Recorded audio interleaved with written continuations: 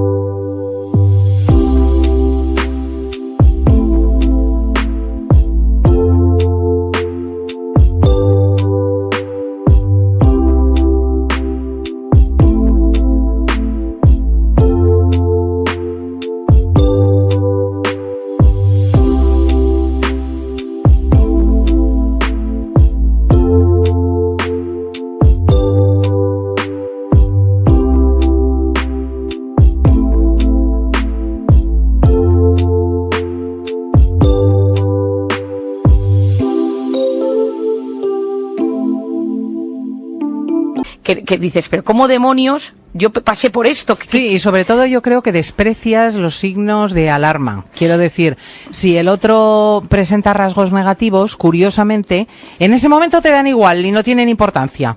Bueno, porque la corteza prefrontal, que tú y yo hemos hablado aquí mucho de ella, que es la de la zona delante del cerebro, es la que se encarga de planificar, de razonar, la del juicio. Es la zona que nos hace un poco seres superiores, la de gestión de las cosas. Bueno, pues se desactiva en el momento que uno está en esa fase de enamoramiento. Entonces, uno está impedido para ver ese defecto. Solo se enfoca en lo que le gusta. Esto potenciado por la dopamina. Claro, luego le dices a una persona que dice, no, es que me separo de él porque es irresponsable en el uso del dinero común, o me separo de él porque es violento, o me separo de él porque es promiscuo, pero de ello ya tenías indicios previamente y la gente te dice, pero vamos a ver, si tú lo sabías al principio, si lo hablamos, ya. Pero es que al principio no te importaba. Al principio, por esto, por ejemplo, ahora lo tengo yo en una paciente de mi consulta que viven ya en pareja y ya se han comprometido, pero ahora que pues han pasado esos, yo no digo 17 meses, pero sí te digo 2, 3 años, ella que quiere tener un hijo y él le dice, yo ya te dije que yo no quería tener hijos. Le dice, ya bueno, vea, pero yo pensé, no, yo te lo dije.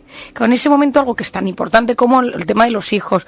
O otro día lo hablaba con una paciente que yo explico mucho en consulta que una cosa importante es, si tú quieres acertar en la pareja, es saber un poco qué buscas. Porque cuando llega esa fase de enamoramiento, como no tienes la capacidad de razonar con tanta fluidez, pues es mejor saber lo que ya vas descartando de primeras. Entonces otro día lo hablaba con una paciente que me decía, por eso siempre me gustan los casados, porque nunca lo he tenido en la mente, que en el momento que te empieza a gustar tu jefe que está casado, de repente te olvidas, tu sistema de juicio se desactiva, y entonces eres capaz de enfrancarte en una relación, o es una relación de verano. Uno vive en Asia y el otro vive en África. Y de repente dice, no tiene ni pies ni cabeza. Te lo están contando a ti, tú dices, no tiene ni pies ni cabeza. Ni pies ni cabeza, claro. Pero no lo ves. Entonces esa primera fase tiene ese componente tan divertido, tan bonito, pero que como leí hace unos meses en un libro que decía un psiquiatra americano, decía, sería imposible que el organismo aguantara el enamoramiento ese del principio toda la vida, que no comes, que las comidas te sientan bien o mal, que estás trabajando y miras 74 veces el móvil a ver si te ha contestado o no te ha contestado, que piensas, que imaginas, que dices.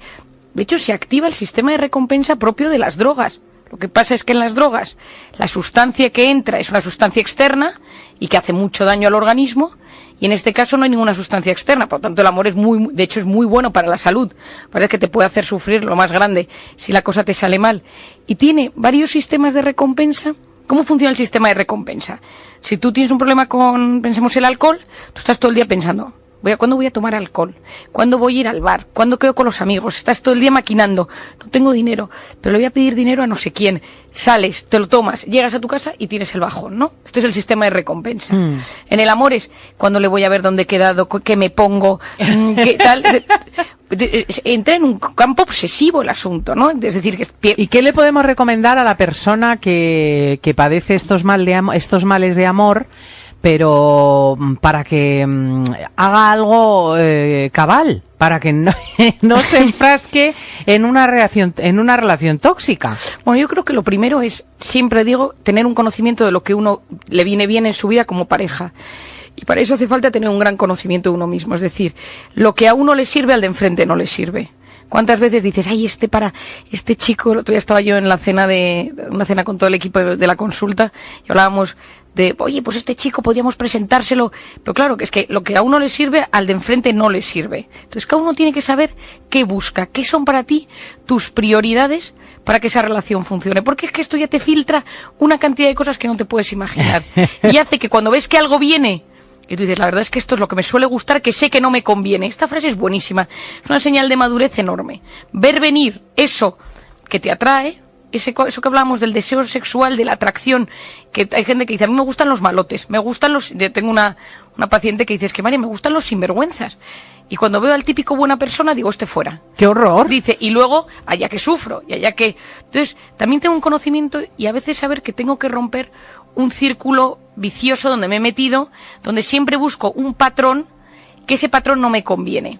Esto sucede muchas veces en personas pues que por la manera que les han enseñado a querer en su familia, la historia de sus padres, la historia de sus primeros amores, marca muchísimo. Por ejemplo, cómo te han querido al principio, cómo en la adolescencia, incluso las primeras...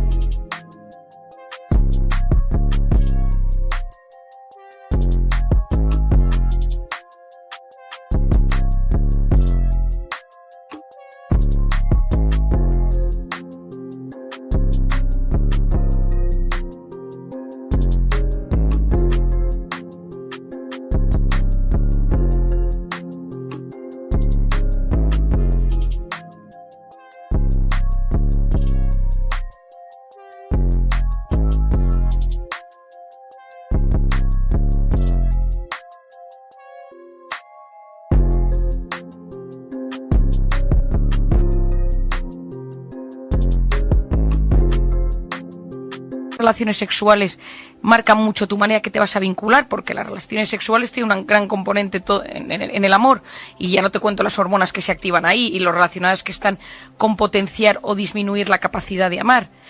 Y muchas veces tenemos circuitos muy intoxicados de la infancia.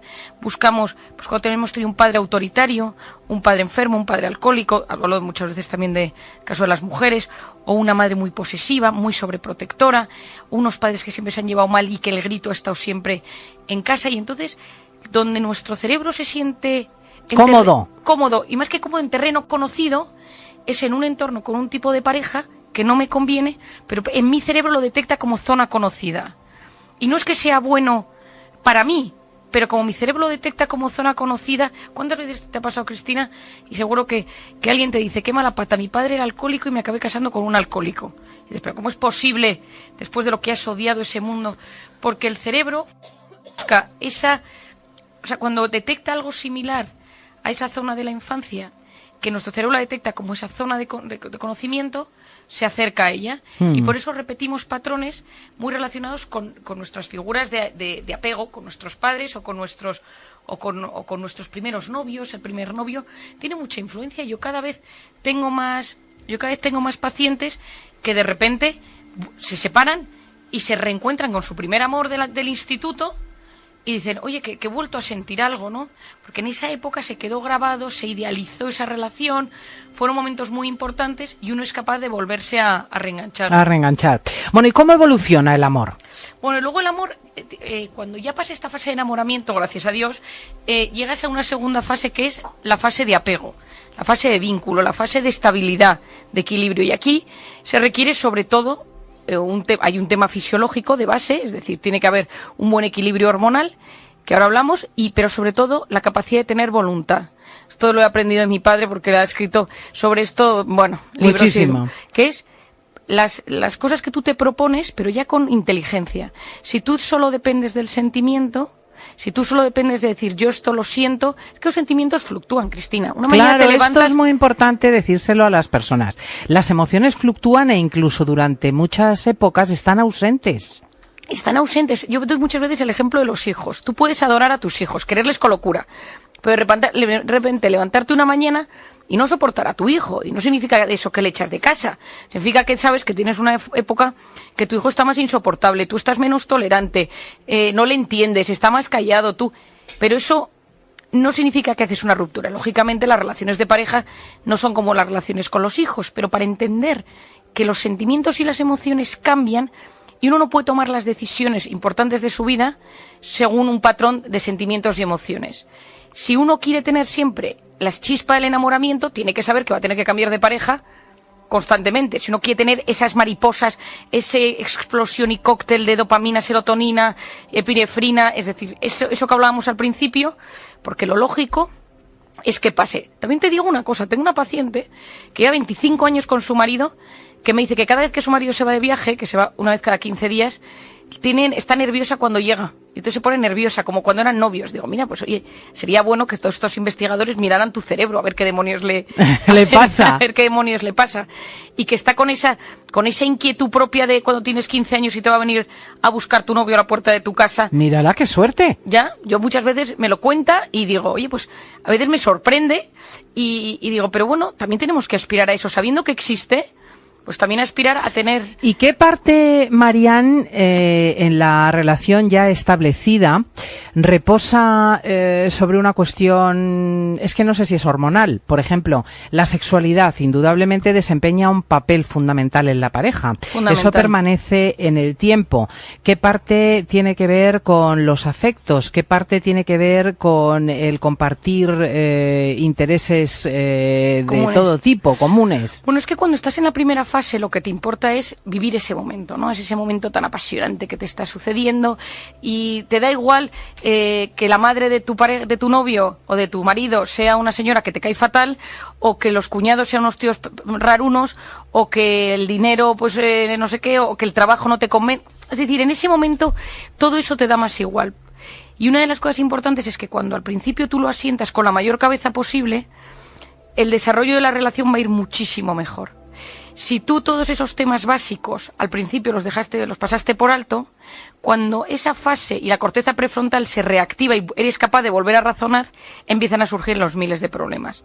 La convivencia, el tema de los hijos, la educación también de los hijos, la relación con la familia política, la gestión del dinero, el tiempo libre. Por eso esa primera fase determina la segunda.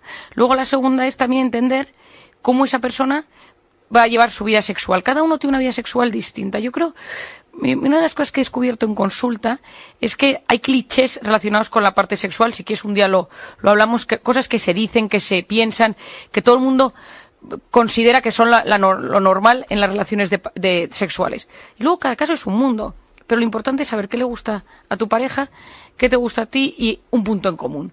Decidir, tomar decisiones en común sobre los temas relacionados con educación, dinero, trabajo, viajes, ocio, con los temas difíciles, porque claro, luego te viene el dolor, es que no hay una pareja que no pase por algo gordo. Eso te iba a decir, porque ahora nos queda la etapa del sufrimiento, donde de repente pues tienes que hacer frente a los vaivenes de la vida e incluso a las limitaciones del otro.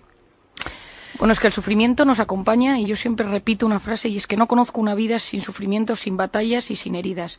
Es decir, uno puede hablar, y como psiquiatra, yo tiendo a intentar ser siempre positiva en mi mensaje, pero como digo, yo me dedico a escuchar pues vidas de personas que sufren muchísimo y que no lo son capaces de gestionar de forma autónoma. Entonces, es verdad que el sufrimiento pues te puede hacer mucho daño, pero también es cierto que cuando en esa pareja las bases se han construido de forma sana, cuando los pilares son sólidos, cuando llegan esos momentos duros, hay personas que esto les une, ¿no? Estoy pensando, por ejemplo, en la enfermedad o en la muerte de un hijo. Algo que desgraciadamente a mí me ha pasado hace poco con una persona cercana y que lo ves y ves como cuando la pareja está bien asentada, eso les une más y les hace más fuertes a pesar del enorme dolor. Si esa pareja, sus pilares y sus sistemas son distintos, falta comunicación, pues un problema de dinero, un problema de una enfermedad, y ahora mismo creo que todos tenemos algún familiar que está enfermo o que está pasando por una enfermedad, porque desgraciadamente hay un boom de enfermedades, la gente vive mucho más. Pues la gestión de una enfermedad es un momento muy duro en la pareja. Tener que traer a casa, estoy pensando en un matrimonio que tengo en mi consulta, que ahora tienen a la madre con Alzheimer en casa, y eso ha cambiado toda la relación de pareja, es otra cosa. Y uno solo tiene que plantear como que pues la vida en ese momento te ha dado ese palo y es una temporada en la cual tu relación de pareja pues pasa a un segundo plano porque hay el cuidado de una persona, pero sin descuidar los detalles de la convivencia. Porque cuando ya te pones a descuidar los detalles de la convivencia, eso ya empeora toda la relación. Pero efectivamente, también te digo que cuando tú tienes una buena relación de pareja y te llega el dolor y el sufrimiento, yo siempre digo que el mejor antídoto a la muerte, a la enfermedad, al sufrimiento es tener un buen sistema de amor al lado. Y ya no solo un amor de pareja, un amor de tus hermanos, de tus padres, de tus amigos, es decir, el sentirte querido, que ahí sí que hay una hormona que está muy pendiente de todo esto, mitiga los efectos del dolor y del estrés en el cerebro y en el organismo. ¿Y existe el amor a primera vista? Porque el enamoramiento genera todas esas energías, pero me imagino que reclama unos tiempos, aunque sea un día o dos. ¿Hay personas cuya relación puede tener éxito que se hayan trabado en el primer instante? Pues mira, se ha estudiado mucho el amor a primera vista y los neurocientíficos lo han visto mucho y incluso han escaneado cerebros para ver de qué se trata. Entonces, amor a primera vista es esa parte de la atracción sexual que hablábamos, que es que de repente es tan fuerte que todo tu cerebro se nubla y ya esa es la persona de tu vida. Yo en general creo poco en ello, en el sentido de creo poco en el futuro de esa relación, porque creo que si toda la parte racional no la has podido hablar, cuando baje todo ese éxtasis de emociones y te vas a reencontrar con una persona. Pero también te digo que tengo dos casos en mi cercanía que fue amor a primera vista y les ha funcionado. Entonces yo cuando algo ha funcionado no puedo negarlo. Digo, pues quizá sí que existe y hay algún mecanismo que todavía desconocemos. Bueno, probablemente que coincide, se da un episodio de buena suerte, aquella impresión inicial con los datos que son necesarios para consolidar una relación. Bueno, yo creo que también tiene mucho que ver si tú sabías lo que buscabas y de golpe aparece todo unido como en una constelación y dices, yo buscaba esto y de repente es esa persona, ¿no? Y yo creo que la gente que sabe lo que busca y de repente lo siente, Esto me lo dijo mi madre una vez, me dijo, cuando lo tienes claro y no hay ninguna duda, ¿no? Y de repente todo se une, todo se junta y parece que esa es la persona que querías para ti, y si lo puedes luchar y trabajar, pues puede llegar a buen puerto.